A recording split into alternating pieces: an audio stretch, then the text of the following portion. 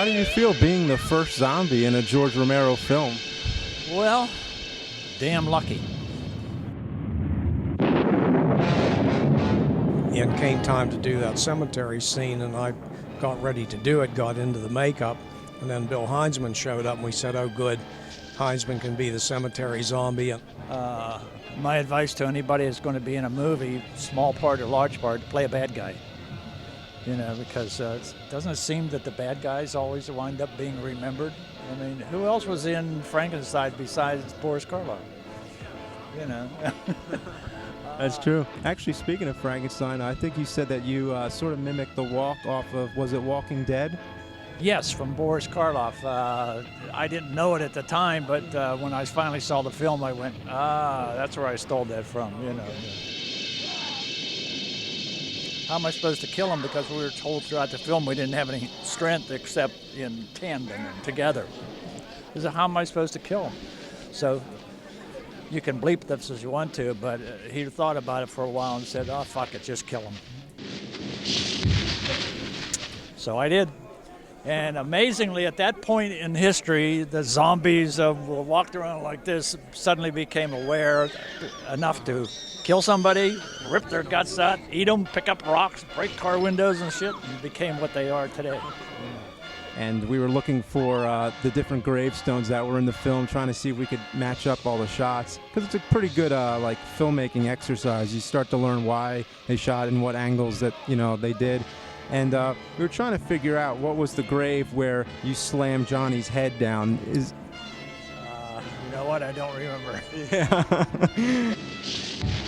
The original graveyard right now, all those pine trees that were in the original scenes are gone. They got wiped out by a storm.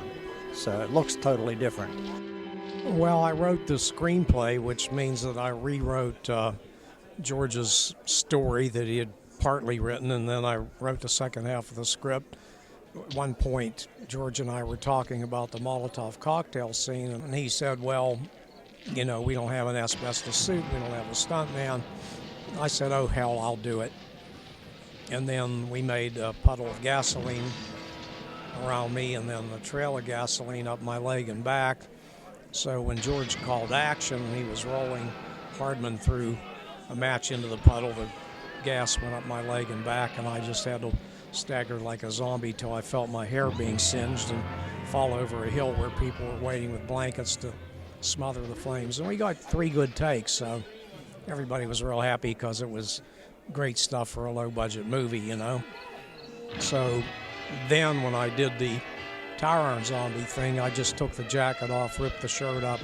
Carl Hardman did the stunt makeups with Derma wax, and then we built a pocket for the blood to be in, which was, I think that might have been tomato soup, because we used all kinds of different things for blood, depending whether we wanted it to flow or whether we wanted it more viscous or whatever. I just had to slam my head back against the floor, and it was all done in cuts. So you see Dwayne pull the tire iron up, my head slams the floor, and that makes the juice pop out of the hole that was already there. I tell the fans usually that the toughest part about it was we couldn't get the tire iron out, so we had to saw it off front and back and do a skin graft, and so it's still in there, and it had the amazing effect of raising my already high IQ by another 10 points. The only drawback is that if I go past a junkyard and they turn on that big magnet, it will tend to lift me off the ground. That'd be pretty difficult. Well, there's no problem. If you had a gun, shoot him in the head. That's a sure way to kill him. If you don't, get yourself a club or a torch. Beat him or burn him. They go up pretty easy. You kind of laid the rules for how to kill a zombie. Well, I didn't discriminate. I shot them all. Yeah, I mean, like the rules, how you shoot him in the head. It kind of started with Night of the Living Dead, would you say? Yes, it did. And that was scripted. The only thing that wasn't scripted was a line I ad-libbed when I improvised it when I said they're dead, they're all messed up. Yeah, they're dead. They're all messed up. You managed to stop a zombie invasion.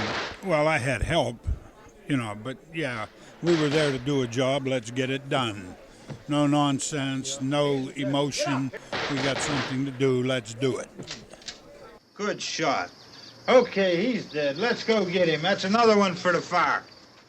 It's pretty convincing in the film, too. When you see all that news footage, it seems like it's a real thing that's happening. There was nothing cheesy about it or anything. Well, we felt we had to give the public their money's worth, and we didn't let you up. So that was due to the writing and the directing, and we played a small part in its success as well. They would have to spend a great deal of time in the beginning of the movie explaining how the zombies are coming about or something, but Night of the Living Dead hits you right off the bat. Well, we used to sit around watching the rushes in the studios, and someone said, what's this happening? Why is this happening? Why are these people coming back and eating the other people? And I made the suggestion, as I recall, that that satellite that they just are bringing back from Venus, that the Russians sent to Venus, is coming back. I said, what if it explodes in the air and spreads some kind of radiation? And everybody bought it, so that's the way it came out. The military's viewpoint that the radiation is not the cause of the mutation. They never really brought that out really sharp during the film, but who cares? Yeah, that's right. It doesn't matter. It doesn't matter now. You have a zombie project on the horizon? No, we're still working on trying to get together Flesh Eater 2. And with the economy the way it is, coming up with the bucks is always hard. I have Escape of the Living Dead, which I wrote the screenplay, and then Avatar brought it out as a 5-part comic, and we've been close a number of times to getting the money, and I just got a call today, and it looks like, again, we're close. And the cast, we have a great cast. Tony Todd, Christina Cleve, Kane Hodder, Gunnar Hansen, Tom Savini, Serena Vincent, and others. It's kind of back to the roots. It's stark horror, and it deals with some of those same themes of, are people going to cooperate and survive, or are their frailties and weaknesses going to destroy them, or what's going to happen? I've written a trilogy that deals with 3 distinct psychological disorders. One is a sociopathic teenager. One is a first-time schizophrenic, and the other one is an obsessive-compulsive and chain smoker. And I'm trying to get those promoted. And I've written a situation comedy screenplay that in script form won a Silver Award for Best Screenplay Comedy at the Festival of the Americas, the Houston International Film Festival. And I'm trying to get that moving. Did you have any idea that Night of the Living Dead would become such a classic? We had hoped it would give us enough money to do another one.